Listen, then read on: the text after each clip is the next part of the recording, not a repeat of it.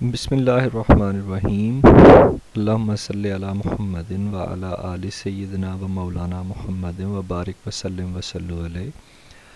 Dear students, आज हम international standards on auditing की बात करेंगे।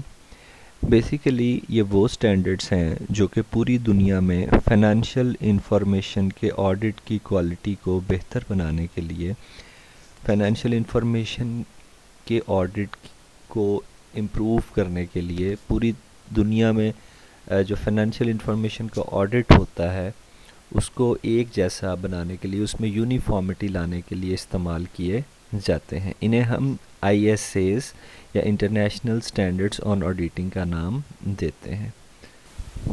ये स्टैंडर्ड्स जो हैं इनको इसलिए अप्लाई किया जाता है ताकि जो ऑडिट है उसकी जो क्वालिटी है वो एक कांस्टेंट लेवल पर रहे। कंपनी के जो स्टेक होल्डर्स होते हैं वो फाइनेंशियल इंफॉर्मेशन रिक्वायर करते हैं और उन्हें वो रिलायबल फाइनेंशियल इंफॉर्मेशन चाहिए होती है। यानी कंपनी के जो स्टेक होल्डर्स हैं, यानी कि कंपनी के शेयर होल्डर्स, कंपनी के जो हैं अकाउंट पेएबल्स, इसके अलावा जो बैंक्स हैं जिन्होंने कंपनी को लोन दिया होता है, सप्लायर जिन्होंने उधार पे कंपनी को माल दिया होता है, वो चाहते हैं कि कंपनी की जो फाइनेंशियल स्टेटमेंट्स होती हैं वो रिलायबल हों, उनमें किसी किस्म का धोखा या फ्रॉड ना हो। अब ये जो रिलायबिलिटी है, कांस्टेंट लेवल ऑफ रिलायबिलिटी या हाई लेवल ऑफ रिलायबिलिटी, ये कैसे मिलती है? तो इसके लिए जो है स्टैंडर्ड्स ऑफ ऑडिट को इस्तेमाल किया जाता है।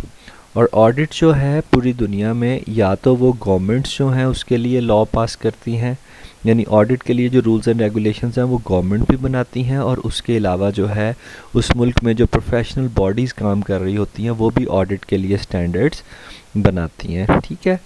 जो इंटरनेशनल स्टैंडर्ड्स ऑन ऑडिटिंग हैं they are set by the international auditing and assurance standard board. इसके लिए एक बोर्ड होता है जिसे IAASB कहते हैं, और ये बोर्ड जो है ना ये IFAC के अंडर काम कर रहा होता है, यानी इंटरनेशनल फेडरेशन ऑफ अकाउंटेंट। इस पे भी जो है वो मैं आप लोगों को, बल्कि इस पे मैं ऑलरेडी आप लोगों को एक लेक्चर डिलीवर कर चुका हूँ। तो उसमें जो है IFAC के अंडर जो डिफरेंट कमेटीज़ काम कर रही होती हैं, वो कमेटीज़ जो हैं वो इन स्टैंडर्ड्स को तश्कील देती हैं।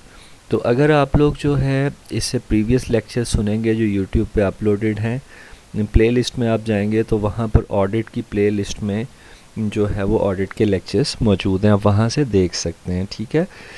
तो बेसिकली जो है international auditing and insurance standard board जो है उसकी जो वर्किंग है वो international standards on quality control, auditing, insurance and related services में एक्सप्लेन की गई है। अच्छा, इसके पर्पसेस क्या हैं? ठीक है। International auditing and insurance standard board का जो पर्पस है वो है the development and enhancement of an accountancy profession, यानी अकाउंटेंसी प्रोफेशन जो है उसको डेवलप किया जा सके, उसको इन्हेंस किया जा सके विद हार्मोनाइज स्टैंडर्ड्स, पूरी दुनिया में एक जैसे स्टैंडर्ड्स के साथ, जिससे पूरी दुनिया में जो ऑडिट की क्वालिटी है वो हाई क्वालिटी हो और लोगों का फ़ायदा हो। ठीक है। तो स्टैंडर्ड्स का फ़ायदा क्या होता है कि इससे किसी भी चीज़ में जो है, अगर ये आप साथ साथ स्क्रीन देखेंगे तो मैं साथ साथ एरो को मूव करता जा रहा हूँ और मैं कोशिश कर रहा हूँ कि मैं आपको बुकिश कॉन्टेक्स्ट में चीज़ों को ज़रा लेके चलूँ ताकि आप जब ख़ुद से बुक को रीड आउट करें तो आपको प्रॉब्लम ना हो। बेसिकली डिग्री ऑफ यूनिफॉर्मिटी की बात करते हैं तो पूरी दुनिया में ऑडिटिंग प्रैक्टिसेस को एक जैसा बनाने के लिए काम किया जाता है, और ये काम जो है ये IASS भी करता है। अच्छा, इसके अलावा इंटरनेशनल स्टैंडर्ड्स भी बनते हैं और फिर उनको फॉलो करते हुए नेशनल लेवल पर भी ऑडिटिंग स्टैंडर्ड्स बनाए जाते हैं। और यानी पहले इंटरनेशनल लेवल पर एक स्टैंडर्ड बनता है, एक रूल बनता है, और फिर लोकल लेवल पर या कंट्री लेवल पर उसको अडॉप्ट कर लिया जाता है। ठीक है। उसके बाद है जी अथॉरिटी ऑफ ISAs, यानी इंटरनेशनल स्टैंडर्ड्स ऑन ऑडिटिंग जो हैं उनकी वो कहाँ पर अप्लाई होते हैं? International standards on auditing apply होते हैं audit of historical financial information, यानी जहाँ भी माली मामलात का ऑडिट किया जाएगा ये जो ISAs हैं ये वहाँ पर अप्लाई होंगे।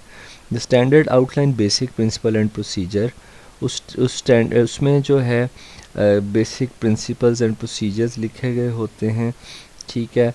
और यानी ऑडिट की बेसिक प्रिंसिपल्स, किन प्रिंसिपल्स किन उसूलों के तहत ऑडिट किया जाएगा, ऑडिटर की ज़िम्मेदारियां क्या होंगी, ऑडिटर अपने ऑडिट को प्लान कैसे करेगा, रिस्क को कैसे एवेलुएट करेगा, ये सारे प्रिंसिपल्स और प्रोसीजर्स जो हैं, ठीक है, ये भी लिखे होते हैं और इनका एक्सप्लेनेटरी मटेरियल भी दिया गया होता है, ठीक है।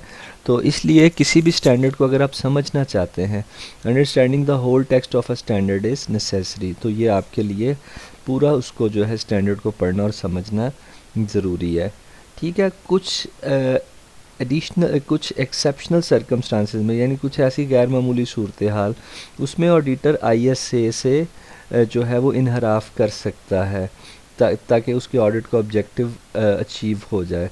लेकिन अगर ऑडिटर किसी जगह पर ISAs को फॉलो नहीं करता, उससे डिपार्चर करता, उससे परे हटता, तो फिर उसको उसकी जस्टिफिकेशन देनी पड़ेगी कि ऑडिट करते हुए मैंने फ़लाँ चीज़ को जो है वो फॉलो क्यों नहीं किया। अच्छा, ये स्टैंडर्ड्स की जब बात करते हैं, इंटरनेशनल स्टैंडर्ड्स ऑन ऑडिटिंग की, तो देखें बेसिकली ISAs, ठीक है, ये तकरीबन 59 या 60 के करीब इंटरनेशनल स्टैंडर्ड्स ऑन ऑडिटिंग हैं। और उसमें जो है ISAs जो हैं उनकी डेवलपमेंट और हिस्ट्री के बारे में जो हैं 5 के करीब स्टैंडर्ड्स हैं, ठीक है। इसी तरह से ISAs को अडॉप्ट कैसे करना है, 5 स्टैंडर्ड इसके बारे में। National auditing standard and ISAs के दरमियान आपने एक यानी इंटरनेशनल लेवल के स्टैंडर्ड्स को नेशनल लेवल पर आपने कैसे अडॉप्ट करना है।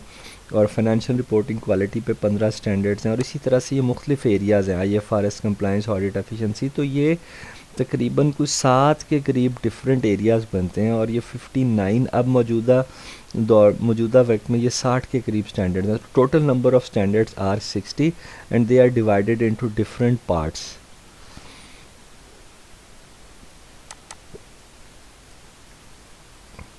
अच्छा जी, अब ये स्टैंडर्ड्स के बारे में हमने बात कर ली, तो अब हमारा जो नेक्स्ट टॉपिक है वो है इंटरनेशनल अकाउंटिंग स्टैंडर्ड बोर्ड। अच्छा, जैसे ऑडिटिंग के स्टैंडर्ड बनते हैं, इसी तरह से अकाउंटिंग के भी स्टैंडर्ड्स होते हैं। और अकाउंटिंग के स्टैंडर्ड्स को हम कहते हैं IAS और IFRS। अच्छा, 2 लफ्ज़ हैं, मैं अल्टरनेटिवली यूज़ कर रहा हूँ। One is IAS, international accounting standards. तो 2001 से पहले ये IAS कहलाते थे। आफ्टर 2001 दे वर कन्वर्टेड इनटू IFRS। अब इनको IFRS कहा जाता है। IFRS stands for international financial reporting standard. तो जो इंटरनेशनल अकाउंटिंग स्टैंडर्ड बोर्ड है, ठीक है, ये बेसिकली 2001 में इसने काम शुरू किया। और इसको major accounting firms, private financial institution और दूसरी अहम जो प्रोफेशनल ऑर्गेनाइजेशन थी, उन्होंने इस बोर्ड को जो है वो तश्कील दिया। इंटरनेशनल अकाउंटिंग स्टैंडर्ड बोर्ड, जैसा कि नाम से ज़ाहिर है, इंटरनेशनल अकाउंटिंग स्टैंडर्ड बोर्ड एक ऐसा बोर्ड जो कि इंटरनेशनल लेवल पर अकाउंटिंग के स्टैंडर्ड्स बनाता है। तो IASB के ऑब्जेक्टिव्स, ये हेडिंग बन सकती है यहाँ पे, ऑब्जेक्टिव्स ऑफ IASB, ठीक है। ये इसकी हिस्ट्री की हेडिंग बन जाएगी, ये इसकी ऑब्जेक्टिव्स की हेडिंग बन जाएगी। तो IASB के ऑब्जेक्टिव क्या थे? पूरे ग्लोबल लेवल पर हाई क्वालिटी स्टैंडर्ड्स जो हैं वो सेट किए जाए। पूरी दुनिया में अकाउंटिंग एक ही सिंगल सेट के तहत हो रही है, यानी पूरी दुनिया में के जिस कोने में भी अकाउंट्स बन रहे हैं, एक सिंगल स्टैंडर्ड्स के तहत बने। और इन स्टैंडर्ड्स लोगों को इस चीज़ पर आमादा करना कि लोग जो हैं स्टैंडर्ड्स को यूज़ करें, उनको अप्लाई करें। और उसके अलावा नेशनल स्टैंडर्ड्स को इंटरनेशनल स्टैंडर्ड्स में कन्वर्ट करने के लिए एक्टिवली काम करना, ये भी इंटरनेशनल अकाउंटिंग स्टैंडर्ड बोर्ड की जो है ऑब्जेक्टिव्स में आता है। Scope and authority of IFRS, IASB जो है इंटरनेशनल अकाउंटिंग स्टैंडर्ड बोर्ड, वो डेवलप करता है यानी बनाता है और फिर उसको छापता है। इंटरनेशनल फाइनेंशियल रिपोर्टिंग स्टैंडर्ड छापने का मतलब अपनी वेबसाइट पे पब्लिश करता है। डिफरेंट दुनिया की जो बॉडीज़ हैं उनको लेटर्स के ज़रिए, मेल के ज़रिए भेजता है ताकि लोग उसको जो है वो फॉलो करें। And promote the use of standard in financial statement and reporting. और इस बात को यकीनी बनाया जाता और इस बात को प्रमोट करता है इंटरनेशनल अकाउंटिंग स्टैंडर्ड बोर्ड कि पूरी दुनिया में लोग फाइनेंशियल स्टेटमेंट बनाते वक्त इन रूल्स को फॉलो करें। इसके अलावा इसमें जो है जो आपके स्टैंडर्ड्स हैं इसमें आपने एंट्रीज़ को रिकग्नाइज़ कैसे करना है, यानी किस एंट्री को नोट करना है, किसको नहीं करना, उनको मेजर कैसे करना है, उनकी प्रेजेंटेशन और उनको डिस्क्लोज़ कैसे करना है फाइनेंशियल स्टेटमेंट में। तो आईएएसपी जो है आईएएसपी का जो फ्रेमवर्क है ये इसकी हेडिंग बन जाएगी, ठीक है। आईएएसपी करता क्या है? Addresses the concept underlying the information in financial statements. Financial statements में जो फाइनेंशियल स्टेटमेंट में जो डिफरेंट कॉन्सेप्ट्स हैं वो उनको एक्सप्लेन करते हैं, ठीक है। और उसके अलावा जो है आईएएसबी जो है वो कंसिस्टेंट लेवल पर आईएफआरएस फॉर्मुलेट करने में, बनाने में काम करता है और अकाउंटिंग इश्यूज़ पर जो है अकाउंटिंग इश्यूज़ को हल करने के लिए एक प्लेटफॉर्म प्रोवाइड करता है। आईएफआरएस जो है वो डिज़ाइन किए जाते हैं to apply to general purpose financial statement and other financial reporting of profit oriented entities. कहता है जी इंटरनेशनल फाइनेंशियल रिपोर्टिंग स्टैंडर्ड्स, दोबारा सुन लें, ये वो स्टैंडर्ड्स हैं जो पूरी दुनिया में अकाउंट्स बनाते वक्त अकाउंटेंट्स इस्तेमाल करते हैं। और आप अगर सीए में या एसीएमए में देखें तो उसकी क्वालिफ़िकेशन में बाकायदा ये एक सब्जेक्ट मौजूद होता है अकाउंटिंग स्टैंडर्ड्स का या फाइनेंशियल रिपोर्टिंग स्टैंडर्ड्स का। जैसे मैं आपको एक सिंपल सी एग्जांपल देता हूँ कि आप देखें आपकी बैलेंस शीट हमेशा एक प्रॉपर फॉर्मेट के तहत बनी होती है। अब क्यों हर बंदा फिक्स्ड एसेट्स को अलहदा लिखता है, करंट को अलहदा लिखता है, एसेट्स को अलहदा लिखता है, लायबिलिटीज़ को अलहदा लिखता है? क्योंकि जनाब ये हमें स्टैंडर्ड्स में बताया गया कि आपने इन चीज़ों को ऐसे लिखना है। तो इंटरनेशनल फाइनेंशियल रिपोर्टिंग स्टैंडर्ड्स जो हैं और ये प्रॉफिट ओरिएंटेड एंटिटीज़ पर भी अप्लाई होते हैं। प्रॉफिट ओरिएंटेड एंटिटीज़ वो होती हैं जो कि कमर्शियल, इंडस्ट्रियल, फाइनेंशियल और सिमिलर एक्टिविटीज़ में इन्वॉल्व होती हैं। और जनरल पर्पस फाइनेंशियल स्टेटमेंट्स जो हैं वो किन के लिए बनाई जाती हैं? वो शेयर होल्डर्स, क्रेडिटर्स, एम्प्लॉयज़ और पब्लिक के लिए बनाई जाती हैं, ठीक है जी। उसके बाद हम लोग चलते हैं अपने नेक्स्ट पेज की जानिब बुक के। आप साथ साथ आप बुक ओपन रखिएगा, लेक्चर सुनते हुए बुक को भी साथ साथ देखते जाइएगा, स्क्रीन को भी देखते जाइएगा। इसके बाद है जी फाइनेंशियल स्टेटमेंट में क्या क्या शामिल होता है जी। फाइनेंशियल स्टेटमेंट में एक बैलेंस शीट होती है, फाइनेंशियल स्टेटमेंट में इनकम स्टेटमेंट होती है, ठीक है, statement of changes in equity, cash flow statement, accounting policies and notes, ये सारी चीज़ें इसमें जो है वो शामिल होती हैं, ठीक है। और इसके अलावा जो है आईएफआरएस प्रोसेस पे चलते हैं हम। आईएफआरएस प्रोसेस सर क्या है? आईएफआरएस प्रोसेस बेसिकली ये है कि आप इंटरनेशनल फाइनेंशियल रिपोर्टिंग स्टैंडर्ड्स को कैसे डेवलप करते हैं, उसको कैसे बनाते हैं। देखिए जी एक बात याद रखिएगा, financial reporting standard over a cup of T बैठ के नहीं बन जाते, या दो बंदे बैठे उन्होंने कहा चलें जी हम स्टैंडर्ड बना दें, नहीं। इसके लिए इंटरनेशनल लेवल पर एक प्रोसेस होता है पूरा जिसको फॉलो किया जाता है।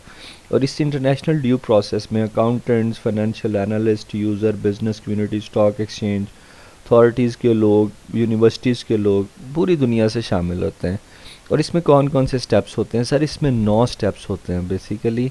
सबसे पहले जो आईएफआरएस जो है उसको डेवलप करते वक्त आईएएसबी जो है उसका स्टाफ सबसे पहले आइडेंटिफाई करता है, रिव्यू करता है उस इशू को, उस मसले को जिस पर स्टैंडर्ड डेवलप करना।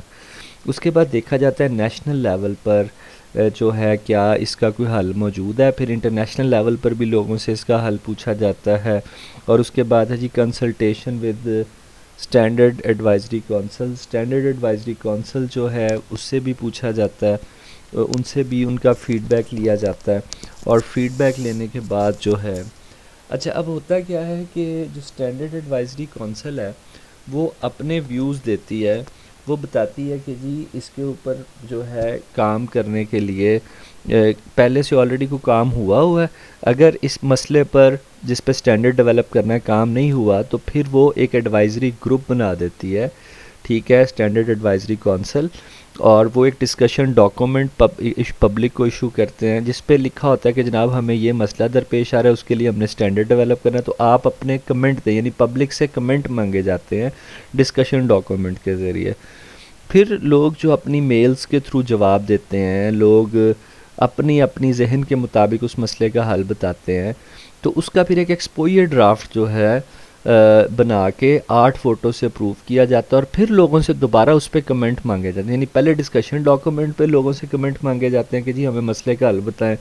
जो कुछ लोगों ने मसले का हल बताया होता है उस पर दोबारा लोगों के कमेंट्स मांगे जाते हैं। फिर उन कमेंट्स को जो दोबारा आते हैं उनको रिसीव किया जाता है, उनको एक पब्लिक हेयरिंग रखी जाती है। पब्लिक हेयरिंग का मतलब उसमें लोग आते हैं, उसमें अकाउंटेंट्स आते हैं, उसमें फैक्ट्रीज़ के, टैक्सेशन के, फाइनेंस के लोग, चार्टर्ड अकाउंटेंट्स आते हैं और फिर एक पब्लिक हेयरिंग होती है, पब्लिक गैदरिंग होती है और फिर बोर्ड में वोटिंग होती है और अगर 8 वोट उसको मिल जाएं तो स्टैंडर्ड को अप्रूव कर लिया जाता है। यानी आप देखें 9 स्टेप्स में पहले टीम काम करती है, टीम लोगों से जो है वो टीम टॉपिक पे काम करती है, फिर नेशनल लेवल पर इस मसले का हल ढूंढा जाता है, फिर स्टैंडर्ड एडवाइजरी काउंसिल से बात की जाती है, फिर वो स्टैंडर्ड एडवाइजरी काउंसिल एक ग्रुप बना देती है, वो ग्रुप लोगों से उनके कमेंट्स मांगता है।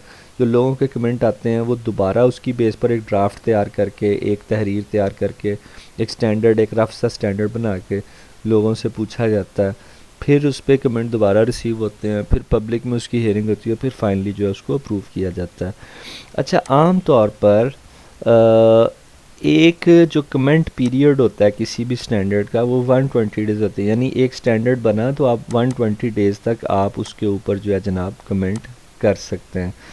अगर एक एक्स्ट्रा एक्सट्रीम सरकमस्टांसिस हों कि एमरजेंसी हो तो फिर इससे 120 दिन से कम का टाइम भी इस्तेमाल किया जा सकता है। ठीक है, और इसके अलावा 60 डेज़ तक आप जो उसकी इंटरप्रिटेशन है उस पर कमेंट कर सकते हैं। इंटरप्रिटेशन होता है उसकी एक्सप्लेनेशन स्टैंडर्ड की। ठीक है, और बोर्ड जो है उसका चेयरमैन और नेशनल स्टैंडर्ड सेटर्स जो हैं वो कम से कम साल में 3 दफ़ा मिलते हैं और इंटरनेशनल काउंटिंग स्टैंडर्ड बोर्ड और नेशनल स्टैंडर्ड सेटर्स भी जो है वो आपस में कोऑर्डिनेट करते हैं और इस तरह से आपका स्टैंडर्ड जो है वो अप्लाई होता है। इसके अलावा पार्टिसिपेशन इन आईएएस डेवलपमेंट की बात करते हैं तो IAS participation in IAS development क्या है कि आप इंटरनेशनल अकाउंटिंग स्टैंडर्ड का जो डेवलपमेंट का प्रोसेस है, यानी इंटरनेशनल, आप कहते हो जी मुझे बड़ा शौक़ है, अकाउंट्स मेरा फेवरेट सब्जेक्ट है तो मैं कैसे करूँगा, तो आप उसके लिए क्या कर सकते हैं, आप उसके लिए उसमें उस प्रोसेस में कैसे शामिल हो सकते हैं। उस प्रोसेस में शामिल होने के लिए आप जो है उस प्रोसेस में शामिल होने के लिए आप जो है स्टैंडर्ड एडवाइजरी काउंसिल में मेंबर के तौर पे अपना व्यू दे सकते, यानी आप स्टैंडर्ड एडवाइजरी काउंसिल के मेंबर बन के अपना व्यू दे सकते हैं, आप एडवाइजरी ग्रुप का हिस्सा बन सकते हैं। डिस्कशन डॉक्यूमेंट जब पब्लिश करता है इंटरनेशनल अकाउंटिंग स्टैंडर्ड बोर्ड तो आप उसका जवाब लेटर की शक्ल में लिख सकते हैं। इस तरह आप एक्सपोजर ड्राफ्ट के जवाब में भी कमेंट लेटर लिख सकते हैं। ठीक है, यानी आप एक्सपोजर ड्राफ्ट के जवाब में अपने कमेंट्स लिख के भेज सकते हैं। आप पब्लिक हेयरिंग्स में शामिल हो सकते हैं और आप फील्ड विजिट्स या टेस्ट का हिस्सा बन सकते हैं। इंटरनेशनल अकाउंटिंग स्टैंडर्ड बोर्ड अपनी एक्टिविटीज़ की एक एनुअल रिपोर्ट पब्लिश करता है और जिसमें पिछले साल की एक्टिविटीज़ लिखी होती हैं और अगले साल की प्रायोरिटीज़ लिखी होती हैं। ठीक है, और रिपोर्ट जो है इसकी बेस पर अगले साल के लिए जो इंटरेस्टेड पार्टीज़ हैं वो अपना एक आइडिया सेट कर सकती है कि अगले साल इंटरनेशनल अकाउंटिंग स्टैंडर्ड बोर्ड किन चीज़ों पे काम करेगा। ठीक है, और उसके अलावा इसके जो टेक्निकल प्रोजेक्ट्स होते हैं जिन चीज़ों पे बोर्ड काम कर रहा होता है, क्वार्टरली बेसिस पे इनका एक न्यूज़लेटर या एक मैगज़ीन निकलता है और उसमें जो है इनकी सारी एक्टिविटीज़ की डिटेल होती हैं। और इसके अलावा अगर आप इसकी कोई मज़ीद डिटेल जानना चाहते हैं तो आप नेट के ऊपर इंटरनेशनल अकाउंटिंग स्टैंडर्ड बोर्ड लिखें तो वो आपको इसकी वर्किंग, इसका तरीक़ाकार, इसके करंटली कौन से प्रोजेक्ट्स चल रहे हैं, उन सब की डिटेल्स आपको मिल जाएंगे। आपने लेक्चर को बहुत ध्यान से सुनना है और उसके बाद इसको एक दफ़ा रीड करके तो आपने इसको जो है वो अपनी नोटबुक पे नोट भी करना है। इसकी प्रैक्टिस करें। Stay at home, stay safe and stay blessed. Thank you very much. अल्लाह हाफिज़।